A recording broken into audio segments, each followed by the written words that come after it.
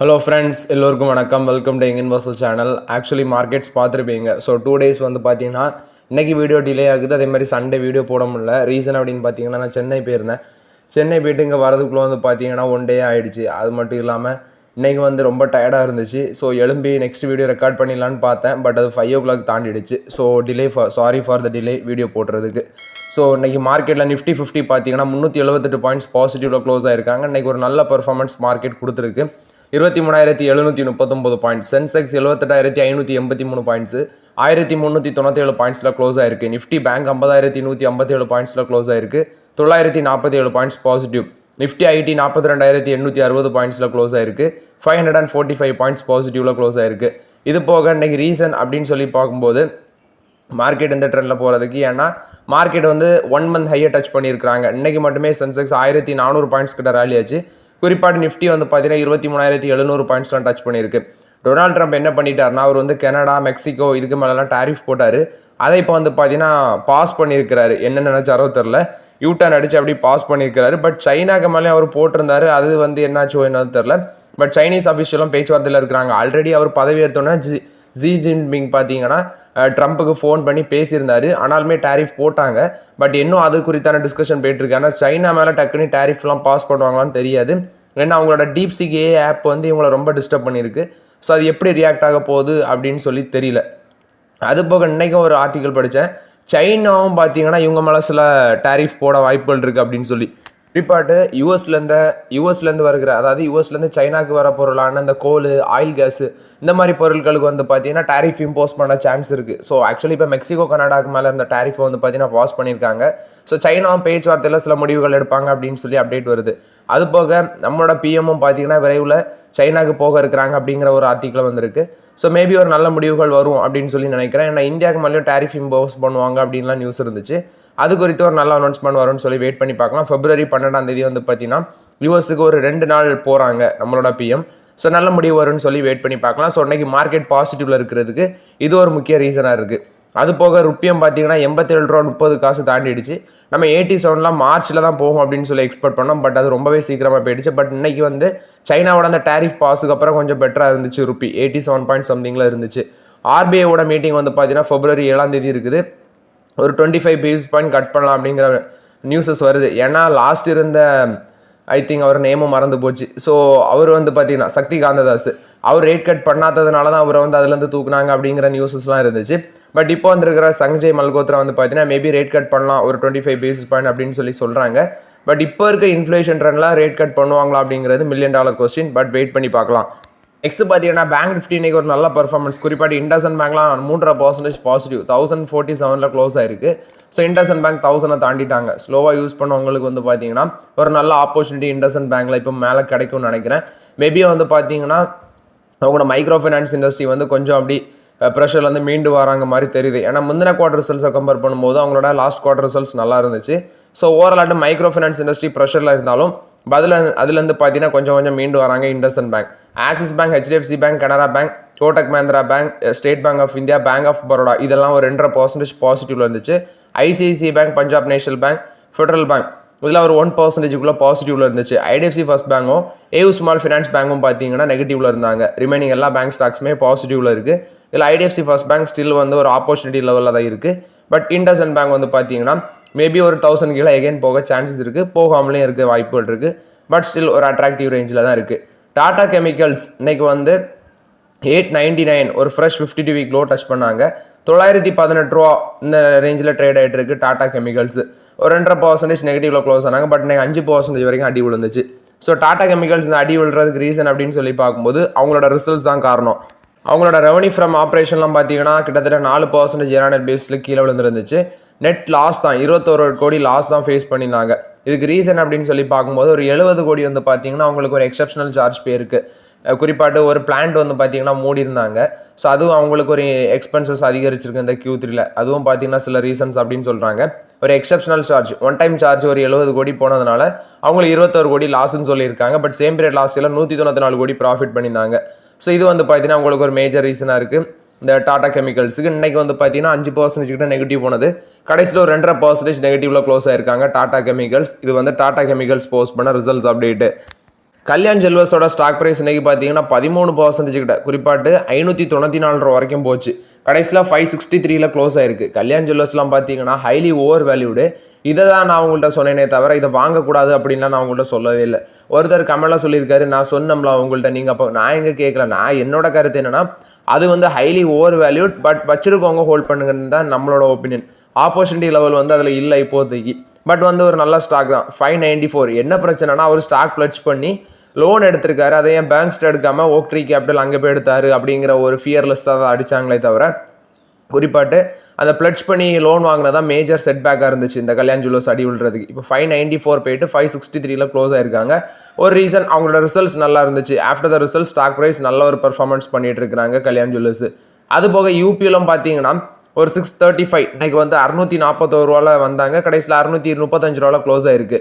நான் வாங்கின லெவலில் தாண்டிட்டாங்க. ஸோ ரொம்ப ஹாப்பியாக இருக்குது. இன்றைக்கி தான் யூபிஎல் ஃபஸ்ட் டைம் நான் வாங்கின லெவலில் தாண்டி ட்ரேட் ஆகிருக்கு. ஸோ ஒரு பாசிட்டிவ் ட்ரெண்டுக்கு வந்துடுச்சு யூபிஎல் ரொம்ப நாளுக்கு அப்புறம். ரொம்பவே ஹாப்பியாக இருக்குது. இதுக்கு அவங்களோட ரிசல்ட்ஸும் நல்லா பண்ணியிருந்தாங்க. அதுவும் ஒரு மேஜர் ரீசன். ஸோ யூபிஎல்லை கன்சிடர் பண்ணி ரொம்ப நாளாக வெயிட் பண்ணவங்களுக்கு ஒரு பாசிட்டிவ் நியூஸ் வந்துட்டு. பட் ஆக்சுவலி இதுக்கு மேலே லெவல்லையும் பார்த்தீங்கன்னா நிறைய பேர் கன்சிடர் பண்ணியிருப்பீங்க. ஸோ ஹோல்ட் பண்ணுங்கள், நல்ல ஒரு ரிசல்ட்ஸ் யூபிஎல்ல நமக்கு கிடைக்கும் அப்படின்னு சொல்லி வெயிட் பண்ணலாம். டாடா பவரோட ரிசல்ட் சொல்லியிருக்காங்க. ப்ராஃபிட் ஒரு 10% அதிகரிச்சிருக்கு. 1187 கோடியாக இருக்குது. Revenue from operation profit sequential பேசிஸ்லேயும் ஒரு 8% அதிகரிச்சிருக்கு. ரெவன்யூ ஃப்ரம் ஆப்ரேஷன் 15,391 கோடியாக இருக்குது. 5% அதிகரிச்சிருக்கு. எபிட்டா ஒரு 7% இன்க்ரீஸ் ஆயிருக்கு அப்படின்னு சொல்லியிருக்காங்க. அது போக இவங்களோட ஆப்ரேஷனல் கெப்பாசிட்டி 6.7 ஜிகாவாட்டாக இருக்குது. இந்த க்ளீன் அண்ட் எனர்ஜி செக்மெண்ட்டில் மட்டும் 11,700 MU ஆஃப் க்ரீன் பவர் வந்து ஜென்ரேட் பண்ணியிருக்காங்க. அது மட்டும் இல்லாமல் 10 ஜிகாவாட் ஆஃப் ப்ராஜெக்ட் வந்து பார்த்தீங்கன்னா அண்டர் எக்ஸிக்யூஷனில் இருக்குது. டோட்டல் க்ரீன் எனர்ஜி கெப்பாசிட்டி 16.7 ஜிகாவாட்டாக இருக்குது. இந்த Q3 ஃபினான்ஷியல் 25 ரிசல்ட்ஸ் வந்து நல்லா இருக்குது. குறிப்பாட்டு வந்து பார்த்தீங்கன்னா அவங்களோட retail supply, renewable energy projects இதெல்லாம் பெட்டராக பண்ணுது அப்படின்னு சொல்லியிருக்காங்க. அது மட்டும் இல்லாமல் 2.5 ஜிகாவாட் அளவுக்கு ரூஃப் டாப் இன்ஸ்டாலேஷன் பார்த்தீங்கன்னா நேஷன் வைடு இந்த கார் சோலார் அப்படிங்கிற ரேஞ்சில் வந்து தமிழ்நாடு, ராஜஸ்தான், உத்தரப்பிரதேஷ், கேரளா, சத்தீஸ்கர் இங்கே வந்து சக்ஸஸ்ஃபுல்லாக பண்ணிட்டு இருக்கிறாங்க. 30 லட்சம் ரூஃப்டாப் சோலார் ரூஃப்டாப் வந்து பார்த்தீங்கன்னா 2030 வந்து இந்த PM சூர்யா கார் யோஜனா அந்த செக்மெண்ட்டுக்குள்ள வந்து நாங்கள் ஓப்பன் பண்ணுவோம் அப்படின்னு சொல்கிறாங்க. ரூஃப்டாப் பிஸ்னஸ் இவங்களுக்கு ஒரு நல்ல ரெவன்யூ க்ரோத் காட்டுது. 15% ரெவன்யூ க்ரோத்து 509 கோடியாக இருக்குன்னு சொல்லியிருக்காங்க. இந்த Q3ல 9 மந்த் பேசிஸில் பார்க்கும்போது 1346 கோடி இதுலேருந்து ரெவன்யூ வந்திருக்கு அப்படின்னு சொல்லி டாடா பவர் தரப்பில் வந்து அப்டேட் கொடுத்துருக்காங்க. ஸோ ஓவர்லாட் இது வந்து பார்த்தீங்கன்னா டாடா பவர் போஸ்ட் பண்ண ஒரு நல்ல ரிசல்ட்ஸ் தான். பட் நீங்கள் கேட்பீங்க 10% தானே ப்ராஃபிட் இன்க்ரீஸ் ஆயிருக்கு அப்படின்னு சொல்லி. 10%னாலும் பவர் கம்பெனிஸுக்கு வந்து இது ஒரு நல்ல ரிசல்ட்ஸை தான் பார்க்கணும். ஏன்னா வந்து பவர் கம்பெனிஸுக்கு அதிக அளவில் கேபிட்டல் ஸ்பெண்டிங் அதிக அளவில் இருக்கும். பட் ரிசல்ட்ஸ் வந்து ஒரு பெட்டரான ரிசல்ட்ஸாக தான் நான் பார்க்குறேன் டாடா பவருக்கு. டாடா பவரோட ஸ்டாக் ப்ரைஸ் இன்றைக்கி ஒரு 2% பாசிட்டிவில் க்ளோஸ் ஆயிருக்கு. 362 ரூபாவில் க்ளோஸ் ஆயிருக்கு. ஸோ ஒரு நல்ல பர்ஃபார்மன்ஸ் தான் கொடுத்துருக்காங்க ஆஃப்டர் த ரிசல்ட்ஸ். இது டாடா பவர் போஸ்ட் பண்ண results update. Next Tata capital பார்த்தீங்கன்னா IPO வர போகிறாங்க அப்படின்னு சொல்லி ஒரு அப்டேட் கொடுத்துருக்காங்க. ஸோ இது வந்து ஒரு பாட்டு பார்த்தீங்கன்னா RBI நெக்ஸ்ட் வந்து செபி வந்து இவங்க மேலே ப்ரெஷர் போடுறாங்க IPO வாங்கன்னு சொல்லி. இவங்களும் பார்த்தீங்கன்னா முடிஞ்ச அளவுக்கு அதை தவிர்க்கிறதுக்கு பிளான் போடுறாங்க. பட் அது சாத்தியமாகல போல தெரியுது. பட் இன்னைக்கு இந்த ஆர்டிக்கில் இவங்க IPO வர சான்சஸ் இருக்குது அப்படின்னு சொல்லியிருக்காங்க. குறிப்பாட்டு ஷேர் ஹோல்டரே கரண்ட் ஷேர் ஹோல்டர் 29,000 கிட்ட இருக்கிறாங்க அப்படின்னு சொல்லி சொல்கிறாங்க. பட் இவங்க IPO வராங்களா அப்படின்னு சொல்லி தெரில. பட் இதில் என்ன அப்டேட் வந்திருக்குன்னா, இந்த வருஷம் கடைசியில் மேபி இவங்க IPO வர சான்சஸ் இருக்குது அப்படின்னு சொல்லி சொல்கிறாங்க. இது டாடா கேபிட்டலை பொறுத்த வரைக்கும் அப்டேட்டு. பஜாஜ் ஆட்டோவோட சேல்ஸ் வந்து 7% குறிப்பாட்டு வந்து பார்த்தீங்கன்னா ஜான்வரியில் நல்ல சேல்ஸ் இன்க்ரீஸ் ஆயிருக்கு. 7% க்ரோத் ஆயிருக்கு டோட்டலி. அதில் அவங்களோட 2 வீலர் செக்மெண்ட் 1,71,299 யூனிட்ஸ் விற்றுருக்காங்க. பட் இந்த செக்மெண்ட் வந்து பார்த்தீங்கன்னா இயர் ஆன் பேசிஸில் 11% கீழே விழுந்திருக்கு. 2 வீலர் எக்ஸ்போர்ட் 37% அதிகரிச்சிருக்கு அப்படின்னு சொல்லியிருக்காங்க. எக்ஸ்போர்ட் அவங்களுக்கு அதிகரிச்சிருக்கு அப்படின்னு சொல்லியிருக்காங்க. ஸோ ஓவர்லாட் இது வந்து பஜாஜ் ஆட்டோவை பொறுத்த வரைக்கும் அப்டேட்டு. RBI வந்து பார்த்தீங்கன்னா டாட்டாக்கு ஒரு அப்ரூவல் கொடுத்துருக்காங்க. டாடா கம்யூனிகேஷன் வந்து 100% ஸ்டேக் டாடா கம்யூனிகேஷன் பேமெண்ட் சொல்யூஷனில் வந்து டைவர்ஸ் பண்ண போகிறோம். அதை வந்து ஆஸ்திரேலியன் ஃபின்டெக்காக இருக்கிற ஃபின்டி சப்சிடரி, குறிப்பாட்டு ஆஸ்திரேலியன் ஃபின்டெக்காக இருக்கிற ஒரு சப்சிடரி ஃபின்டீஸ் அப்படின்னு சொல்கிறாங்க, டிரான்சாக்ஷன் சொல்யூஷன் இன்டர்நேஷனல், அதுக்கிட்ட வந்து பார்த்தீங்கன்னா 330 கோடி டீலை வந்து கொடுக்க இருக்கிறாங்க அப்படின்னு சொல்லியிருக்காங்க. ஸோ அடிஷ்னல் ஆட்டு ஒரு 75 crores வந்து பார்த்தீங்கன்னா இன்டர்சேஞ்ச் ரேட் அட்ஜஸ்ட்மெண்ட் பண்ண இருக்கிறாங்க அப்படின்னு சொல்கிறாங்க. ஸோ ஓவர்லாட் இது வந்து ஏடிஎம் பிஸ்னஸை டாட்டா வந்து அந்த ஏடிஎம் பிஸ்னஸை எக்ஸிட் பண்ணுறாங்க. ஆஸ்திரேலியன் ஃபின்டெக் அப்படிங்கிற கம்பெனியில் 100% ஸ்டேக்கையும் டைவர்ஸ் பண்ணுறாங்க. ஈச்சர் மோட்டர்ஸுக்கு வந்து ஒரு 1663 வெஹிக்கிள் ஆர்டர் பார்த்தீங்கன்னா உத்தரப்பிரதேஷ் ஸ்டேட் டிரான்ஸ்போர்ட் கார்பரேஷன் வந்து கிடச்சிருக்கு. ஸோ ஓவர்லாட் இது வந்து பார்த்தீங்கன்னா கமர்ஷியல் வெஹிக்கிள் செக்மெண்ட்டில் கிடச்சிருக்கு அப்படின்னு சொல்லியிருக்காங்க. இது வந்து ஈச்சர் மோட்டர்ஸை பொறுத்த வரைக்கும் ஒரு பாசிட்டிவ் அப்டேட்டாக இருக்குது. டிவிஎஸ் ஹோல்டிங்ஸ் வந்து 81% ஆஃப் ஸ்டேக் வந்து ஹோம் கிரெடிட் இந்தியா அதில் வந்து 554 கோடிக்கு ஸ்டேக் அக்யூசிஷனை கம்ப்ளீட் பண்ணியிருக்கிறோம் அப்படின்னு சொல்லி டிவிஎஸ் ஹோல்டிங்ஸ் வந்து அப்டேட் கொடுத்துருக்காங்க. 81% of the stake acquisition complete பண்ணியிருக்காங்க. நெக்ஸ்ட் பார்த்தீங்கன்னா இந்த கேஸ்ட்ரோல் இந்தியாவோட ரிசல்ட்ஸ் வந்துருந்துச்சு. ப்ராஃபிட் ஒரு 12% இன்க்ரீஸ் ஆயிருந்துச்சு. ஆக்சுவலி வந்து பார்த்தீங்கன்னா இதில் இன்னொரு அப்டேட்னா அந்த ஸ்டாக் வந்து குறிப்பாட்டு ஒரு 8% வரைக்கும் பார்த்தீங்கன்னா ஆஃப்டர் த டிசம்பர் குவார்டர் மேலே போயிருக்கு. இதில் 1 லட்சத்துக்கு மேலே ரீட்டைல் ஷேர் ஹோல்டர்ஸ் இருக்கிறாங்க அப்படின்னு சொல்லி குறிப்பாட்டு இந்த கேஷுவல் இந்தியா ஷேர் வந்து 1 லட்சம் ரீட்டைல் ஷேர் ஹோல்டர்ஸ் பை பண்ணியிருக்காங்க. பீக் லெவல்லேருந்து 40% கீழே விழுந்திருக்கு இந்த கேஷுவல் இந்தியா. எனக்கிட்ட கிடையாது, நிறைய பேர் வச்சிருப்பீங்க, அதனால தான் அப்டேட் பண்ணுறேன். டிட்டாகர் ரயில் சிஸ்டம் வந்து ship building and maritime பிஸ்னஸில் வந்து பார்த்தீங்கன்னா ஒரு டைவர்சிஃபிகேஷன் பேசிஸில் வந்து என்ட்ரி ஆயிருக்காங்க. இவங்க வந்து ரயில்வே ரிலேட்டட் மேனுஃபேக்சரிங்கில் தான் இவங்களுக்கு ஸ்ட்ராங் ப்ரெசன்ஸ் இருக்குது. பட் இப்போ வந்து பார்த்தீங்கன்னா ship building maritime systems அந்த செக்மெண்ட்டில் நாங்கள் நுழைகிறோம் அப்படின்னு சொல்லி டிட்டாகர் ரயில் சிஸ்டம் பார்த்தீங்கன்னா இப்போ அனௌன்ஸ்மெண்ட் கொடுத்துருக்காங்க. இது டிட்டாகர் ரயில் சிஸ்டத்தை பொறுத்த வரைக்கும் அப்டேட்டு.